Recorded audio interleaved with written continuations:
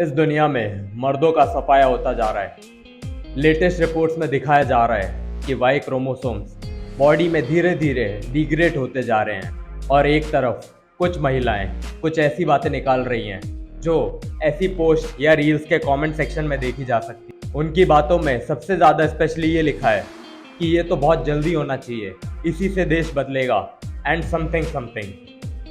तो उन्हीं महिलाओं के लिए जो ऐसी बातें अपने मुंह से निकाल रही है, ये है हाइपर फेमिनिज्म की चरम सीमा, जहाँ पे कुछ लड़कियां ऐसी बातें निकाल रही। तो उन्हीं जैसों के लिए मान लीजिए ये दुनिया में से मर्द जात का सफाया हो गया है, तो उनका जीवन कैसे चलेगा। दुनिया की सबसे ज्यादा रिस्कीएस्ट और सबसे ज्यादा लोएस्ट पेड जॉब्स सारे मर्द ही कर रहे हैं। जिन जॉब्स में सबसे ज्यादा रिस्क है और सबसे कम कमाई है, वो सारे मर्द ही कर रहे हैं। जैसे कि कोई कंस्ट्रक्शन वर्कर्स हो, या फिर कोई सीवर लाइन के क्लीनर्स हो, या फिर ट्रांसपोर्टेशन, माइनिंग, या फिर कोई डिफेंस फोर्स में भी हो।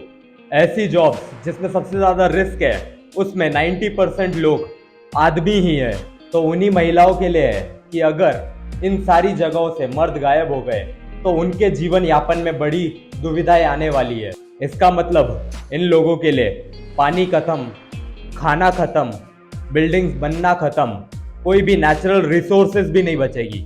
मतलब देखा जाए तो रोटी, कपड़ा और मकान, तीनों चीजों में उनके लिए कमी पड़ जाएगी और धीरे धीरे खत्म हो जाएगी। फिर ऐसी कोई भी दुविधाएं आएगी तो इनको बचाने वाला भी कोई नहीं होगा। और ऐसी महिलाएं जिस फोन से ये कमेंट कर रही है ऐसी पोस्ट पे, अगर इन फील्ड्स को देखें जैसा आईटी, इंजीनियरिंग या फिर कोई लॉ, पॉलिटिक्स, ये सारे फील्ड्स भी देखें तो इनमें भी मर्द लोग ज्यादा ही है।